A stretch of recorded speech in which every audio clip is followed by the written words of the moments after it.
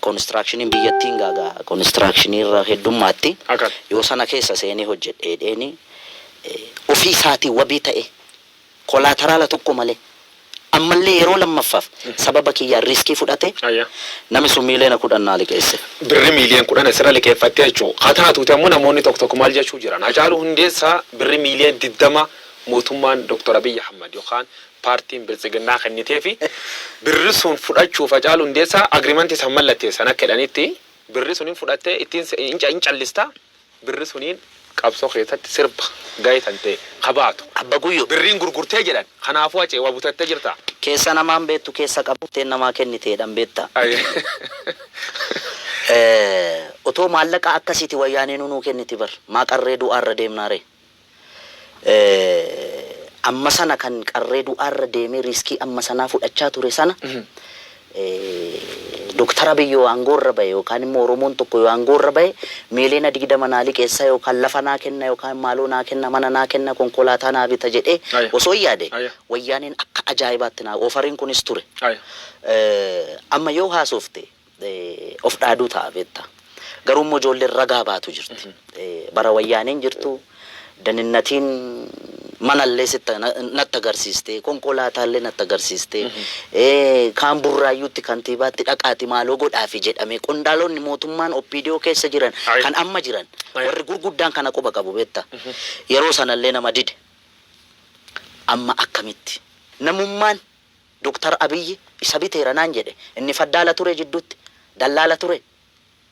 parsantii meeqa argate gaafa na gurguru anummata kiyyaaf qaalii beekta akkas jedhee nama by the way wanti bitamu miini bitamu mee qaalii bitamu miini rakashaan bitamu akka gaariitti fudhadha san garuu immoo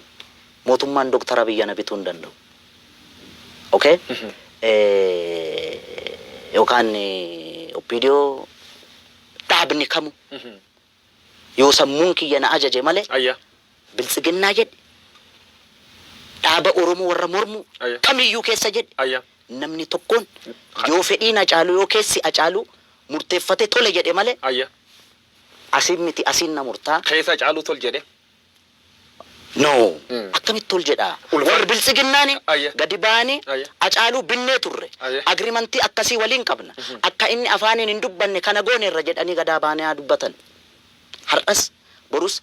warra mootummaa biyya bulchuu miti bar warra mormutti illee qeequudha duubatti naman deebine midhaaddu kan callasiin hin jedhan Hacaaluu Hundeessaa konkolaataan inni ofiyyuu mootummaa kennee fi lafallee manallee dhuu qabaachuu dubbatan mana dhuu qabdaadhaan Hacaaluu mana gam qabta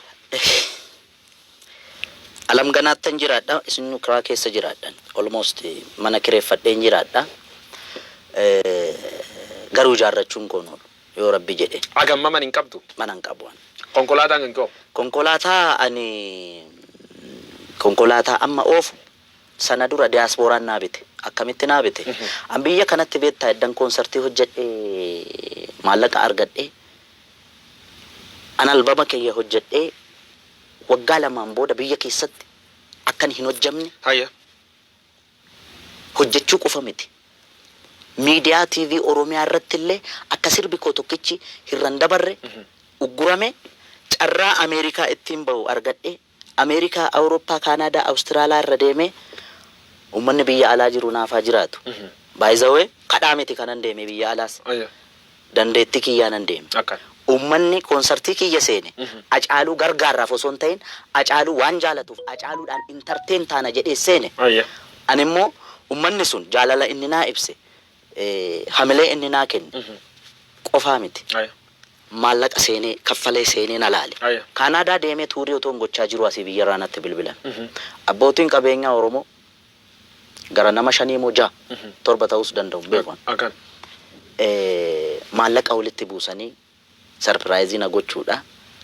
makiina kan si bitan makiina kana bitan Hacaaluu Hundeessaa